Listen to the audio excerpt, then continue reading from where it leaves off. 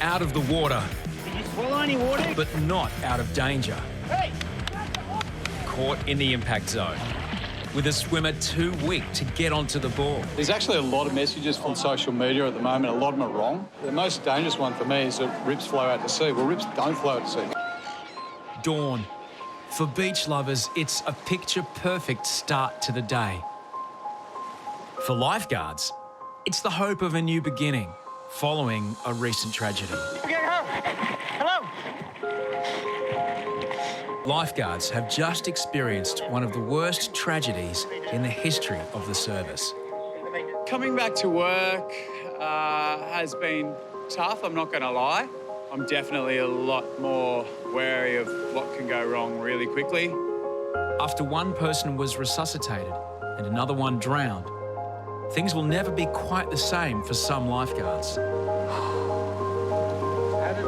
Previously, I was very calm and, you know, sort of collected in the way I used to do things. And now there's that voice in the back of my head saying, go quicker, get there faster, because if you don't, it can be dire.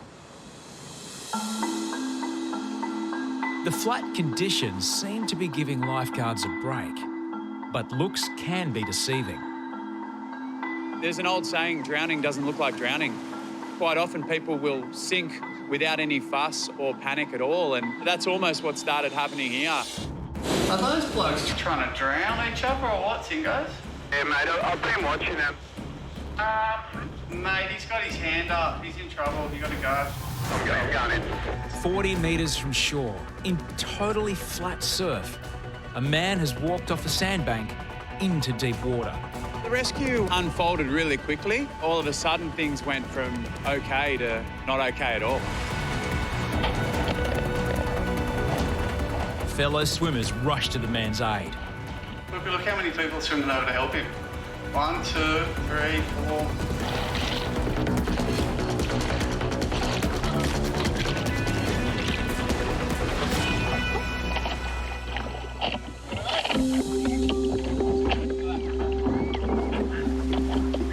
The look on his face signalled that he was definitely on his last couple of breaths.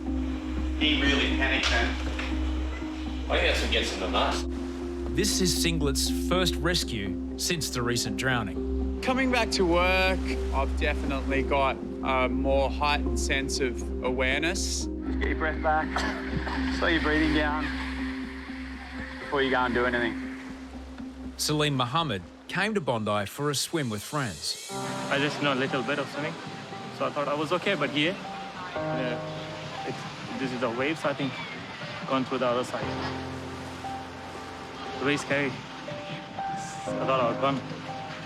Few swimmers came down there, and then the lifeguard has came, so it's safe. Thank God.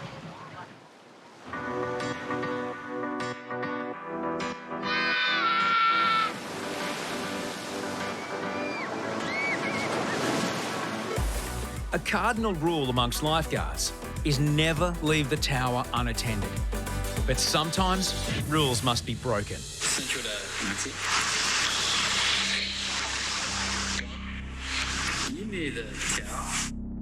Two tourists are caught in a rip, but there are no lifeguards nearby.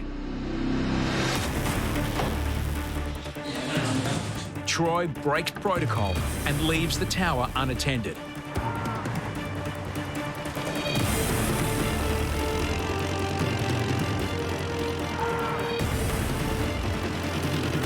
Troy is beaten by Beardy, who was heading to the change rooms when he spotted the man. Yeah, Beardy's gone out.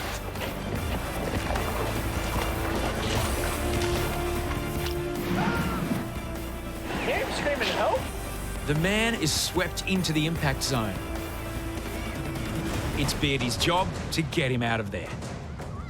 As I get to him, pretty big set comes and we got pumped. Oh, the board. And I was just lucky that somehow the board didn't rip out of my hands. We could hear him screaming help from up there. In saying that, we did get him on the board pretty quickly.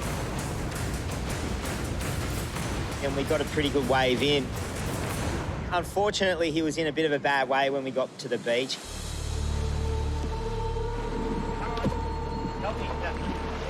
He was exhausted. He was literally fighting for his life in the water. You good? He was sick. He was a little bit vomity. Water on the lungs can cause secondary drowning. He may be out of the water, but the man is not out of danger. Hey! The big worry for us is secondary drowning. Oxygen therapy in his case, yeah, it's pretty important we get that on pretty quickly. Did you swallow any water or are you just exhausted? I don't know. You don't know? 1, 2, 3, go. He had nothing left. He couldn't even lift his own body weight. And you know when someone's in that condition that it was a close call. Yeah. Just try to breathe through this. So you did swallow a bit of water? Yeah, okay. What we're gonna do, we're gonna get an ambulance to come down. But what they do is they'll take you to hospital and they get something, they stick it down your throat and they'll suck all the water out for you. Murad's friend witnessed just how quickly things happened. We were having really good time there, and as soon as, yeah, that was pretty deep then, so, yeah, I got so scared, yeah. Yeah, help? Yeah, give him a hand on the back of the bike.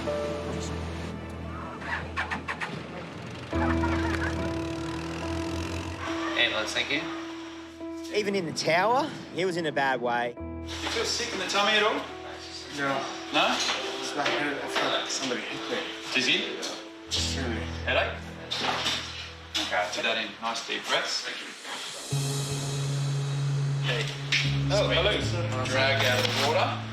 Did you swallow any water? Yes, but I think it was less than a cup. Slow your breathing down, mate, all right? Murad is off to hospital for a full assessment. I kind of knew that he had swallowed water. I saw the waves breaking over his head and he's very lucky.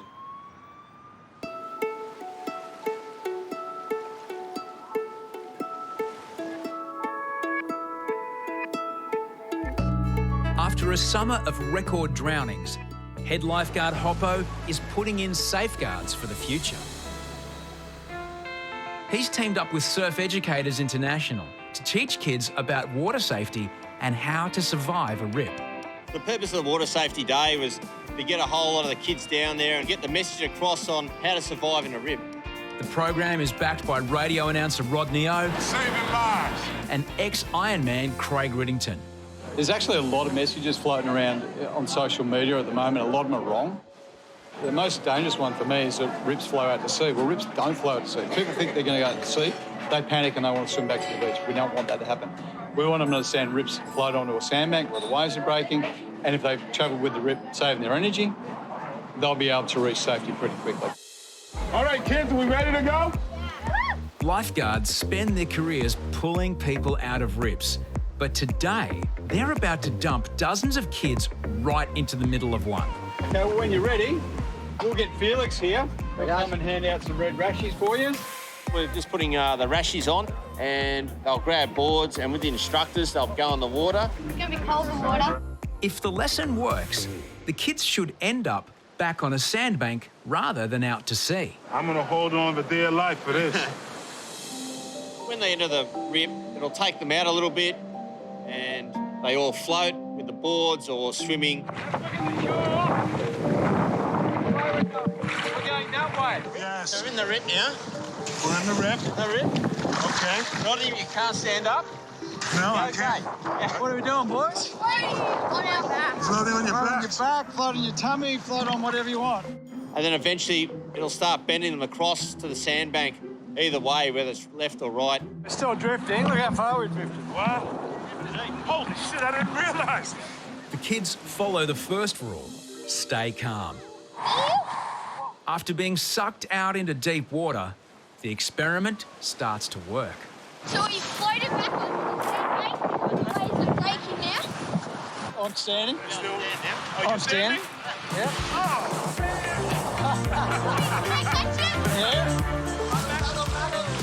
Now on the sandbank, the kids can make their way back to the beach through the shallow water. And all the kids adapted quite well. They had fun. It's really fun. Yeah, they're helping us a lot through the rip and then move across. Thank you. Thank you.